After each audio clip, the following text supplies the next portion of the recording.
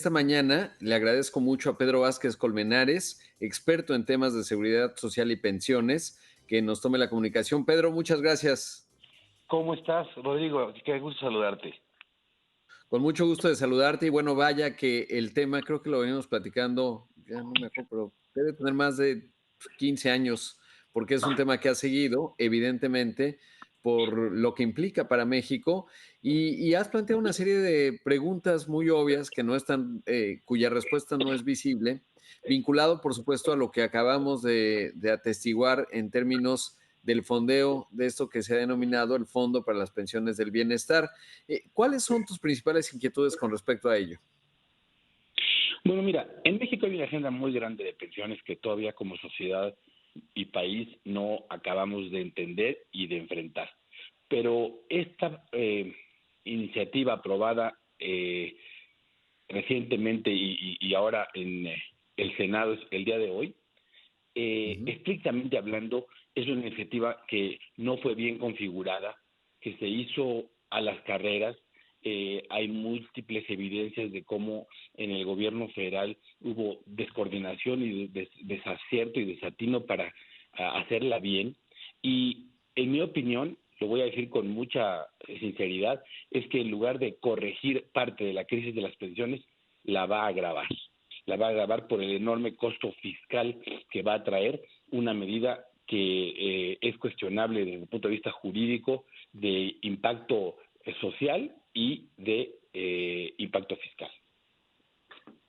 Y es que mencionas algo clave porque primero saber cómo estimas, digamos, que va a evolucionar este impacto fiscal en 2025. Bueno, va a entrar todavía digo, vamos a observar cómo se va desdoblando, pero pues ya dicen que para mayo estaría lista, entonces lo que resta de este año, luego 2025, y todavía son pocos los trabajadores que caerán en el supuesto que buscan atender, que es lograr una pensión que sea el promedio, una pensión mínima garantizada que sea el promedio de un trabajador del IMSS, o Lo, con lo, el lo, salario promedio de un trabajador del IMSS, perdón, lo he explicado un poco enredado.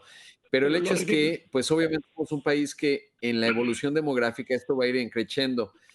¿Cómo estimas y cuándo ya se va a volver algo realmente insostenible? Porque a lo mejor con la bolsa que acaban de tomar control, que es justo lo que se ha discutido, pues un poco menos de 40,000 millones de pesos y a lo mejor con eso alcanzan a resolver. Pero ¿cómo ves la evolución actuarial y cuándo se convierte en un problema enorme?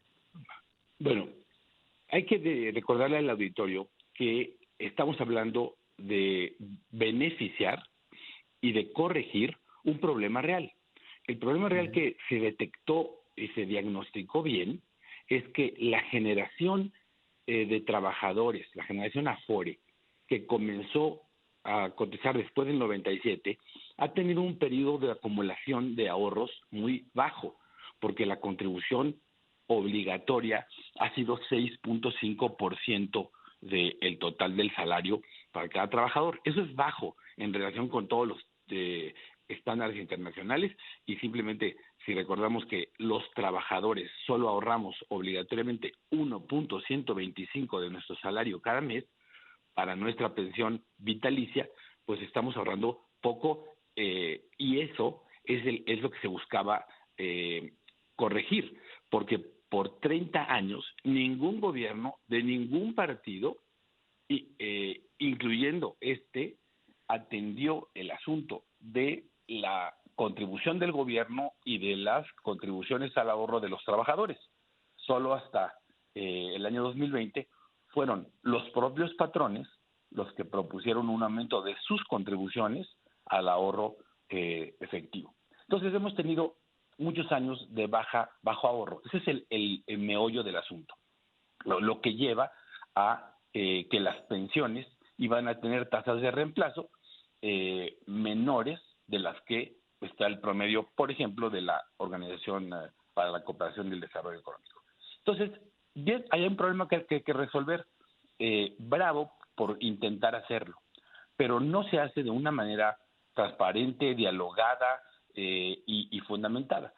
Ya después de 2 meses de muchas imprecisiones, opacidades y dificultades, ya sabemos lo siguiente. Se aprobó una iniciativa que en 2024 en forma anualizada atendería y beneficiaría como más a 18,000 trabajadores. Incluso se envió una reforma constitucional y el beneficio era solo para 18,000 trabajadores de 24 millones de cotizantes activos de la generación Afore en IMSS y en ISSSTE. Entonces, muy pequeñito el efecto de los primeros años porque se están pensionando pocos trabajadores. Entonces, el costo fiscal pues es pequeñito también.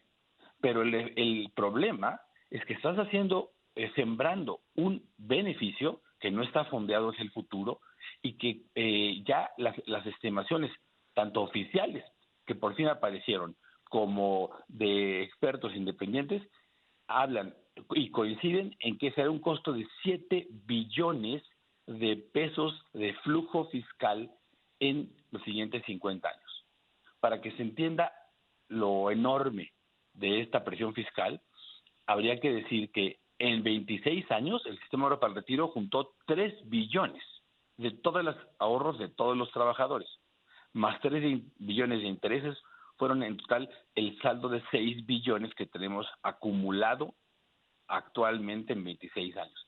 Y esto va a costar 7 billones para un máximo de 2.8 millones de trabajadores en el 2050. Así que es una reforma que nos va a dejar más bien un boquete fiscal muy, muy grande, y que es una manera, además muy injusta, porque excluye a la mayoría, este año al 99.99%, y lo hace de una manera que va a generar una gran controversia constitucional.